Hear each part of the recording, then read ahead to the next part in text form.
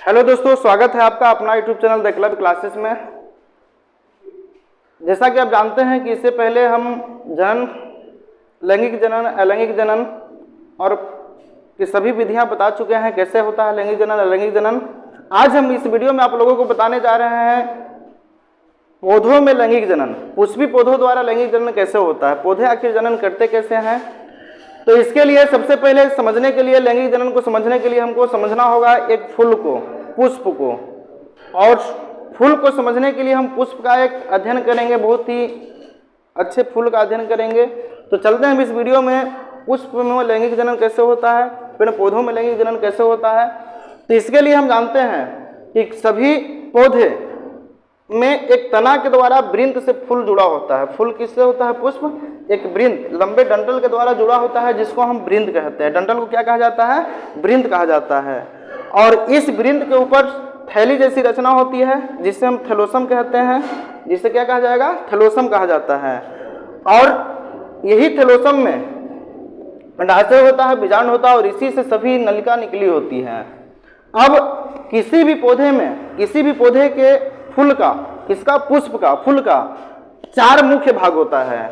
4 मुख्य कौन कौन भाग है? तो एक होता है दल पुंज, दूसरा होता है बाह्य दल पुंज, तीसरा होता है जायांग, और चौथा होता है पुमंग।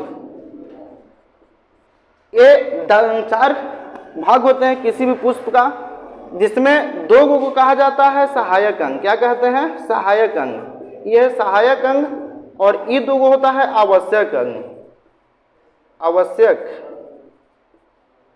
अंग, जिसमें किसी भी पुष्प का 4 भाग, जिसमें दल पुंज, बाह्य दल पुंज, जायांग, पुमंग, जिसका 2 दल पुंज और बाह्य दल पुंज को सहायक अंग कहते हैं, जबकि जायांग और पुमंग को हम आवश्यक अंग कहते हैं। अब क्यों कहते हैं? तो जैसे आपको चित्र में दल पुंज और बाह्य दल पुंज दिखाई दे रहा होगा, यह है दल पुंज पखुंडी और यह है बाह्य दल पुंज, जिसको हम कहते हैं बाह्य दल पुंज। और ये जो है, ये तीनों, ये सभी क्या है? दल पुंज। दल पुंज और बाह्य दल पुंज का कार्य है केवल सुरक्षा प्रदान करना और फूल को आकर्षक बनाना। क्या करना? फूल को आकर्षक बनाना। आकर्षक बनाना मतलब सुंदर बनाना, अच्छा बनाना। यह जो दल पुंज हो गया, बाह्य दल पुंज हो गया, ये सभी जो है फूल को केवल सुंदर बनाने का कार्य करता है, सुरक्षा प्रदान करने का कार्य करता है। और यही कारण है कि इसको हम सहायक अंग कहते हैं। क्या कहते हैं? सहायक अंग। जबकि पुष्प का जायांग और पुमंग, यही जो है आवश्यक अंग है। इसी के द्वारा जनन की क्रिया होती है। किसके द्वारा? पुमंग के द्वारा और जायंग के द्वारा। तो पुमंग और जायंग होता क्या है? तो सबसे पहले हम जानेंगे पुमंग। पुमंग क्या है? तो पुमंग किसी भी पुष्प का नर भाग होता है। कौन सा भाग होगा पुमंग? पुमंग होगा नर भाग। कौन सा भाग पुमंग होगा? नर भाग। और नर भाग में पुंकेसर, यही जो दिखाई दे रहा है आपको, परागकोश और तंतु, परागकोश और तंतु, यही है नर भाग, पुंकेसर। पुंकेसर में परागकोश होता है और तंतु होता है। यह तंतु देखिए यहाँ से चित्र में दिखाया गया है। यह जो तंतु है, ये तंतु है, चित्र में लुक रहा है। यह तंतु लंबी होती है, लचीली होती है, लंबी होती है और लचीली होती है, और नालिका इसमें होता है, नालिका होती है, नली है। और इसी के ऊपर होता है परागकोश। इसी के ऊपर क्या होता है? परागकोश। और इसी परागकोश से निकलता है परागकण। क्या निकलेगा? परागकण। परागकण आप लोग देखे होंगे, कभी किसी फूल को लिए होंगे तो देखे होंगे कि उसमें एक पीला चिपचिपा पाउडर जैसा पदार्थ होता है, जो कभी छूने पर हाथों के ऊपर लग जाता है। और वही चिपचिपा पाउडर, पीला जैसा पदार्थ क्या है? परागकण कहलाता है। जो निकलता कहाँ से है? परागकोश से निकलेगा। कहाँ से निकलेगा? परागकोश से। कौन सा भाग है? पुंकेसर, तो नर भाग है। पुष्प का कौन सा भाग है? नर भाग। दूसरा है जायांग। जायांग ये है मादा भाग, इसको हम कहते हैं पुष्प का मादा भाग। और मादा भाग में कौन कौन सा है? तो इससे यहाँ पर लिखा हुआ स्त्री केसर, जिसमें एक है अंडाशय। क्या है? अंडाशय। अंडाशय यहाँ है, अंडाशय। और इसी अंडाशय से एक नली निकला है, जिसको हम कहते हैं वर्तिका। इसको क्या कहा जाता है? वर्तिका। और यही वर्तिका के ऊपरी भाग होता है वर्तिकाग्र। और ये नली जैसी रचना है, नली है, यह आकर के जुड़ा होता है किससे? अंडाशय से।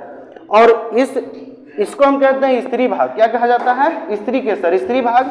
यानी कि भाग किसका है? पुमंग का। किसका भाग हुआ? पुमंग का। अब इस प्रकार से पुष्प में स्त्री भाग और नर भाग पाया जाता है। अब जनन कैसे होगा? कैसे होगा जनन? तो इसके लिए हमको थोड़ा सा ध्यान देना होगा, समझना होगा। जैसे अभी हम बताएं कि परागकोश से निकलेगा परागकण। क्या निकलेगा? परागकोश से परागकण।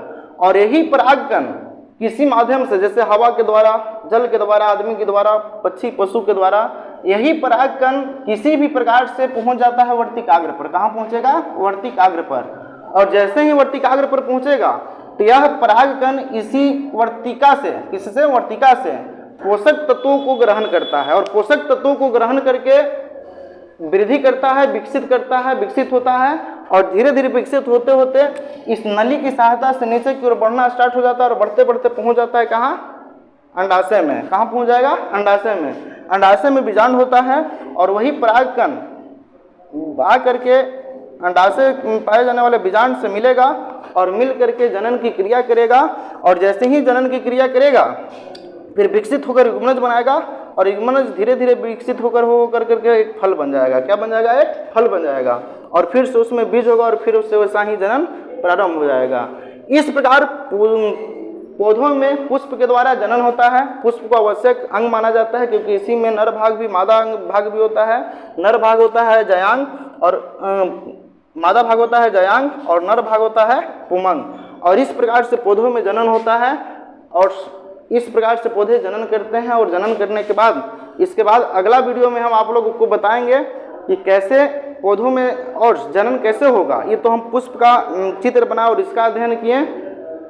यदि वीडियो अच्छा लगे तो शेयर करें, कमेंट करें, और सब्सक्राइब इस चैनल को जरूर कर लें, ताकि अगला वीडियो भी आपको क्या बहुत जल्द प्राप्त हो सके।